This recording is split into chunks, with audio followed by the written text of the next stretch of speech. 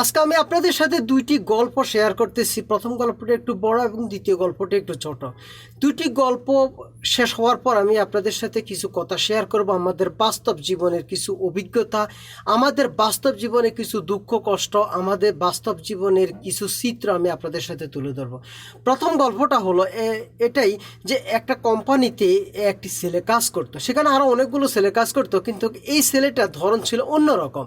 সে অন্যান্য ছেলেদের মতো ঠিকমতো সিগারেট পান করতো না, তারপর পান টুকিটেকি এগুলো করতো না, কখনো ফাস্ট ফুডে করতো না, ডিউটি ঠিকমতো করতো, সময় নষ্ট করতো না, পরিবেশ খারাপ করতো না।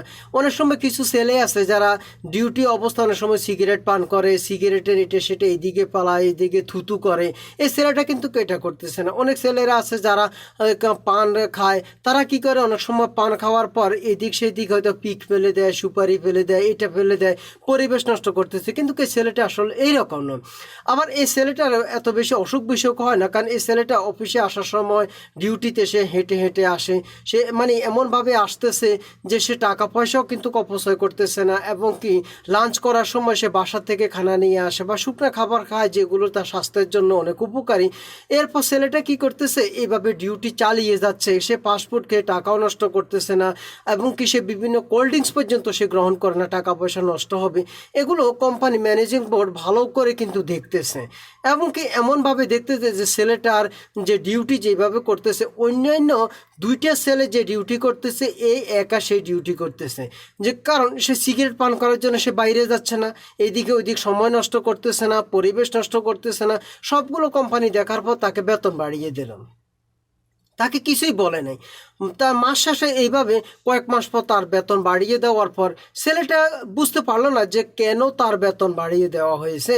ছেলেটা যখন দেখলো যে তার বেতন বেড়ে গেছে, বেতন বেড়ে যাওয়ার পর এখন ছেলেটাকে জানি কি যেন এক অদ্ভুত কারণে সে পরিবর্তন হয়ে অন্যান্য ছেলেরা যা কিছু করতো এখন সে তার আরও বেশি করা শুরু করে দিয়েছে।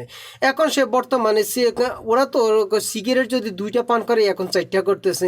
এরপরে দিয়ে এখন বর্তমানে সে এমন একটা পরিস্থিতি আসে, কোম্পানি এইভাবে দেখলো যে কি তাকে বেতন বাড়িয়ে দেওয়ার পর এখন তার পরিবর্তনটা কিন্তু খারাপের দিকে গেছে, এখন ভালোর দিকে যায় না। পরবর্তীতে কোম্পানি সিদ্ধান্ত নিল তার বেতন অর্ধেকে নিয়ে আসা হবে। আগে যে বেতনটা বাড়ানো হয়েছে তাও কমানো হবে, এবং কি তার বেতন আরও অনেক ডাউন করে দেওয়া হবে। কোম্পানি এভাবে ডাউন করে দেয়, তার কারণ হলো সে আগে যখন ডিউটি করতো তখন সে অন্যান্য দুই সেলের পরিমাণে সে ডিউটি করতো। এখন বর্তমানে সে যে ডিউটি করতেছে ওই ফাঁকিবাদ একটা সেলের অর্ধেক ডিউটি এখন সে করতেছে। আগে সে ডিউটি করার সময় কখনো নিজের জামা কাপড় এরকম করতো না, আর এখন বর্তমানে সে এমন দামি জামা কাপড় পরে, দামি জামা কাপড়ের মধ্যে মাটি পর্যন্ত লাগতে দেয় না। এখন কাজগুলো করতেছে হাতের নাগালের বাইরে, এমনভাবে করতেছে যেন কাজটা তার দরকার নেই, মানে এমনভাবে করতেছে, অবহেলার সাথে কাজ করতেছে। এখানে কোম্পানি কি করলো, তার বেতন অর্ধেকে নিয়ে আসলো। পরবর্তী ছেলেটা দেখলো যে যে এখন অর্ধেক বেতন যখন নিয়ে আসছে, এখন তার বর্তমানে আর এখানে থাকার কোনো প্রয়োজন নেই, সে আর থাকতে পারবে না, কারণ এখন তার খরচ বেড়ে গেছে কিন্তু তার আয় কমে গেছে, অর্থাৎ বেতন কমে গেছে। পরবর্তীতে ছেলেটি চাকরি থেকে অব্যাহতি নেওয়ার পূর্বে ম্যানেজিং কমিটিকে যখন জিজ্ঞাসা করলো যে কেন আমার বেতন বাড়িয়ে দেওয়া হয়েছে, আবার কেন আমার বেতন কমিয়ে দেওয়া হয়েছে, তখন ম্যানেজিং বোর্ড তাকে সম্পূর্ণ বিস্তারিত তাকে জানিয়ে দিল। কিন্তু এরই মাঝে দিয়ে সে কোম্পানির সাথে এমন কিছু খারাপ আচরণ করলো, আচরণ করে সেই কোম্পানি থেকে চাকরিতে অব্যাহতি নিল। তো কোম্পানি ইচ্ছে করলে তাকে আর রাখতে পারবে না, আর সে ইচ্ছেগুলো কোম্পানিতে থাকতে পারবে না, এমন একটা পরিস্থিতি হয়ে গেল। কিন্তু সেখানে কিছু অভিজ্ঞতা রয়ে গেল যে কোম্পানি দিতে চেয়েছিল একটা, যে তার ভালো কাজের কারণে সে ভালো কিছু কোম্পানিকে দিতে পেরেছে, আর এই কারণে কোম্পানি তার বেতন সুযোগ সুবিধা তাকে বাড়িয়ে দিছে এবং আরও বাড়াবে। এটা ছিল কোম্পানির লক্ষ্য উদ্দেশ্য। কিন্তু ছেলেটা আসলে উল্টাটা বুঝে নিল। ছেলেটা বুঝে গেল যে তাকে তো কোম্পানি মাথায় তুলে রেখে নিয়েছে, এখন সে যা ইচ্ছা করতে পারবে, কোনো সমস্যা নেই। এটা হলো যে প্রথম গল্প। দ্বিতীয় গল্পটা হলো যে এটা প্রবাসেরই গল্প। সেটা হলো যে স্বামী স্ত্রী দুইজন, তাদের নতুন বাচ্চাটার বয়স 1.5 বছর কি 2 বছর হবে, একটু একটু হাঁটতে পারতেছে, আবার পড়ে যাচ্ছে, আবার উঠতেছে, হাঁটতেছে, পড়ে যাচ্ছে, এমন একটা পরিস্থিতিতে। তো একটা সুপার মার্কেটে যাওয়ার পর ছেলে ছোটো বাচ্চাটা হাঁটতেছে, তার মা বাবা আগে দিয়ে হেঁটে চলে যাচ্ছে, হঠাৎ করে সে পড়ে গেল, পড়ে গিয়ে কান্নাকাটি শুরু করে দিল। তখন তার মা বাবা দাঁড়িয়ে তাকে হাত দিয়ে ইশারা করতে লাগলো এবং বলতে লাগলো, আসো আসো, উঠো উঠো উঠো, চলে আসো। এর মাঝে দিয়ে পাশের থেকে যে এক আজনবী বাহিরের এক লোক সে ছেলেটাকে উঠিয়ে তারপর দিল, দেওয়ার সাথে সাথে ওই লোকটা প্রচণ্ড গরম হয়ে গেল যে তুই আমার ছেলেকে ধরলি কেন, আমার ছেলেটাকে ওকে উঠালি কেন। আসলে ব্যাপারটা আপনার আমার কাছে হয়তো বা ব্যাপারটা লাগবে যে এইরকম যে সমস্যাটা কোথায়, বাচ্চাটা পড়ে গেছে আরেকজন উঠে দিচ্ছে, তাতে সমস্যাটা কোথায়। তো ভদ্রলোক এমন গরম হয়ে গেল, গরম হওয়ার পর কিন্তু আসলে মারামারির একটা পর্যায়ে চলে যাওয়ার পর পরবর্তীতে লোকটা একটু বুঝতে পারলো যে আসলে যে আমার যে মনের খবর কিন্তু এটা তো আর ওই জানে না যে উঠিয়ে দিয়েছে, যে আজনবীটা সে আসলে ভালো করে জানে না যে আসলে সমস্যাটা কোথায়। তো কিছুক্ষণ পর আবার এসে বলল যে আসলে সমস্যাটা হলো এটাই যে আমি তো সবসময় ঘরে থাকি না, আমার স্ত্রীও সবসময়, আমরা তো ব্যস্ততার মধ্যে আমরা থাকি, সে চাকরি করে আমিও চাকরি করি, আর আমার বাচ্চাটা দেখা গেলে একসময় সে রাস্তা দিয়ে চলার সময় এইভাবে পড়ে যাবে, পড়ে যাওয়ার পর সে এইভাবে শুয়েই থাকবে যে আমার বাবা এসে আমাকে উঠাবে, আমার মা এসে আমাকে উঠাবে, বা অন্য যে কোনো একজন এসে আমাকে উঠাবে, কিন্তু সে তো নিজে নিজে উঠতে পারে।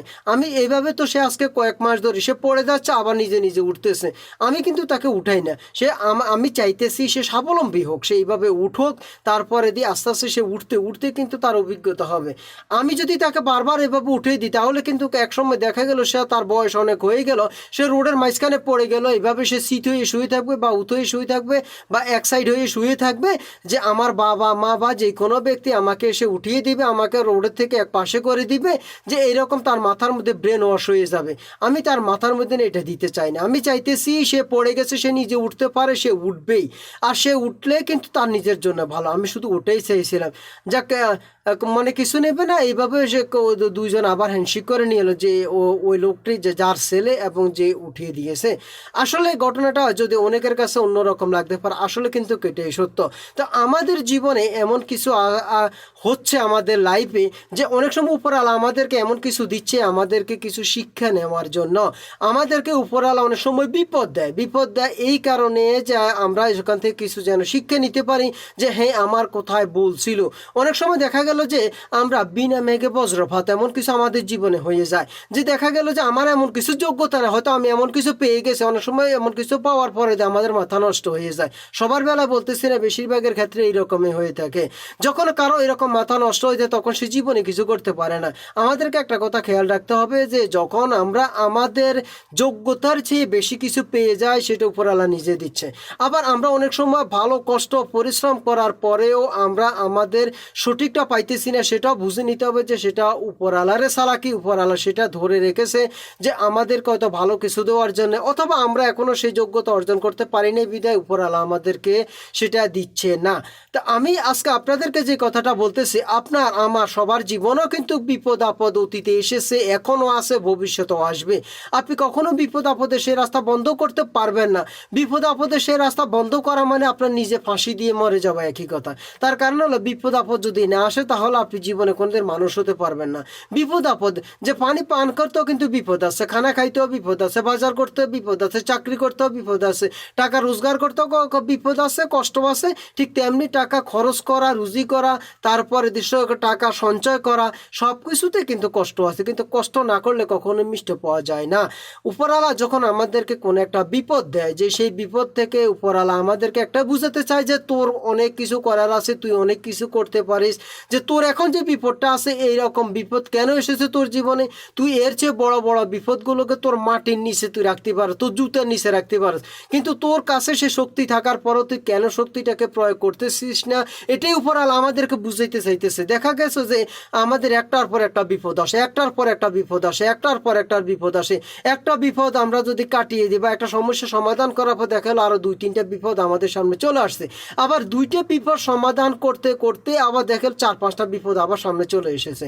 এখানে উপরওয়ালা আমাদেরকে বারবার শক্ত করতেছে, আমাদেরকে মজবুত করার জন্য যে তুই সঠিক রাস্তাটা দেখ। তোর পাশে তোর বন্ধু তোর সাথে বেইমানি করেছে, তোর আপন চাচা তোর সাথে বেইমানি করেছে, তোর মামা তোর সাথে বেইমানি করেছে, তোর আপন ব্যক্তি তোর তোর বিবাহ সম্পর্কিত, তোর প্রেম সম্পর্কিত ওর তোর সাথে বেইমানি করেছে।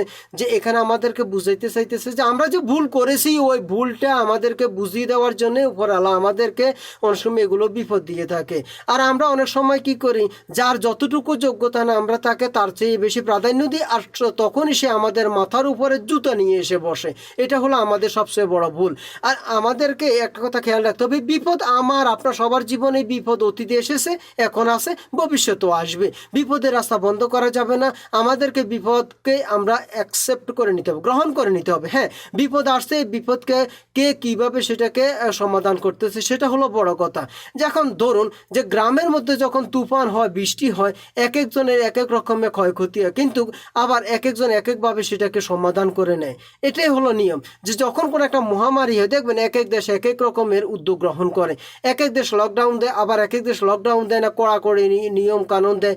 এইভাবে এক একজন এক এক রকমের করে থাকে। তো সমস্যা কিন্তু সবার জন্য অতীতে এসেছে, এখনও আছে, ভবিষ্যতে থাকবে। কিন্তু আপনি সমস্যাটা কিভাবে সমাধান করতেছেন? দেখা গেল কোনো একটা বড় একটা সমস্যা, যার জ্ঞান বেশি সে অতি অল্প সময় সমাধান করে ফেলেছে।